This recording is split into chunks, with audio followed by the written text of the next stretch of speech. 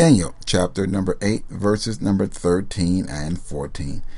Then I heard one saint speaking to another saint, said unto that certain saint which spake, How long shall be the vision concerning the daily sacrifice and the transgression of desolation, to give both the sanctuary and the host to be trodden under foot? And he said unto me, Until 2,300 days, then shall the sanctuary be cleansed. This 13th and 14th verses of the 8th chapter of Daniel has caused much confusion, and we're going to do our best to try to make it as plain as possible. We can see here that in verse number 13, this is a vision, but it's actually a few things going on. He said, Then I heard one saying to another saying, he said, How long shall be the vision concerning the daily sacrifice and the transgression of desolation, to give both the sanctuary and the host to be trodden underfoot? So you see, we have the sanctuary being desolated and the host to be trodden underfoot. We have two different things that's actually going on here. And then in verse number 14, we receive the answer, 2,300 days. This is key to trying to unravel this. Let's take a look. We have here Daniel chapter number 8, verse number 14. And we will get to chapter number 12 in a little bit, but let's just focus on chapter number 8 for the time being. We can see here, and we color code in our orange color, how verse number 14 talks about the time that the daily sacrifice is removed and the time that the host had trodden underfoot the holy place. Now, we can see in chapter number 14, it is specific that this is 2,300 evenings and mornings. We know so many times in biblical prophecy, a day could be just a time period. A day could be a day of weeks, a day of years. It could be several different time frames. And even in this book of Daniel, we're going to find that out very soon. But we can see chapter number 8, verse number 14 is specifically talking about 24-hour periods. So we have 2,300 24-hour periods. And we're going to focus on this latter part, how the host would trodden the holy place underfoot. Now, what is that referring to? We can see Revelations chapter number 11, verse number 2.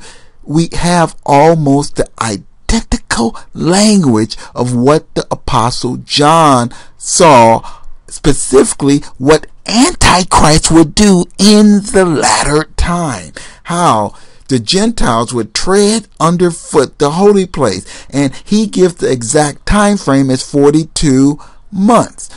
So if we take a look at this, 42 months time, a biblical month, approximately 30 days, will bring us to 1,260 days.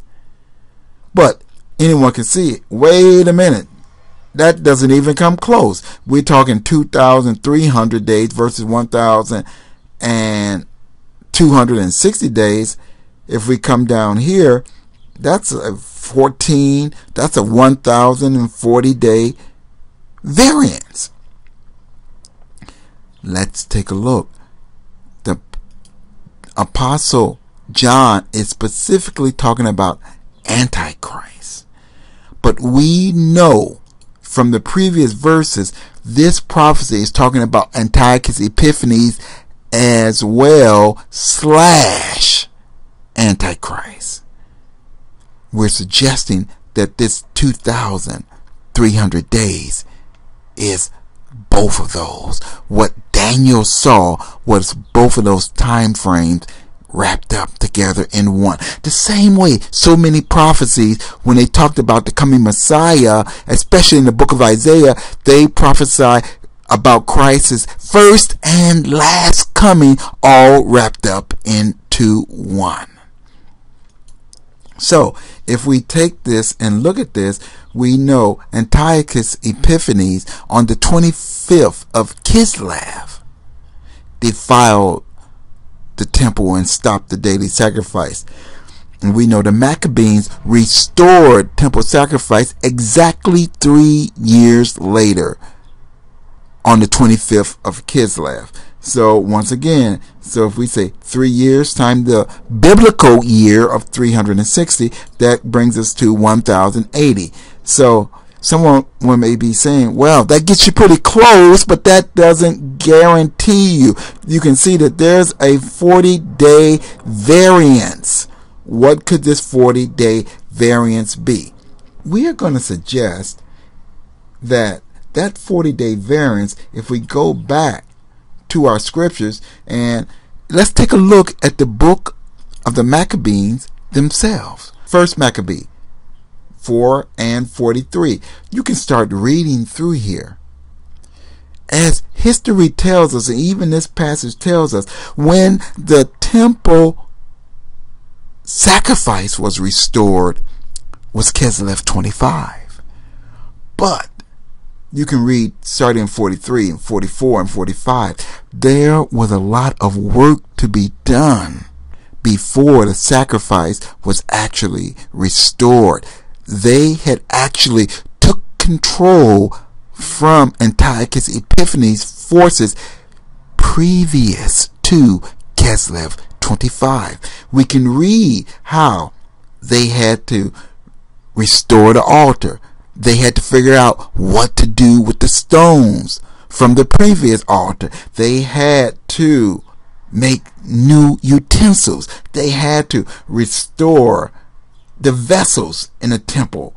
They had to restore the lamps and the candlesticks as well. So we can see that they had several things they had to do before Kislev 25 actually occurred. Now, the scriptures, or even the book of Maccabees, does not give us the exact date that they recovered possession from Antiochus Epiphanes' forces. We are suggesting that it was this 40-day window that we have a discrepancy here, because we know that there was a period of time. And we're suggesting that's what this period of time is.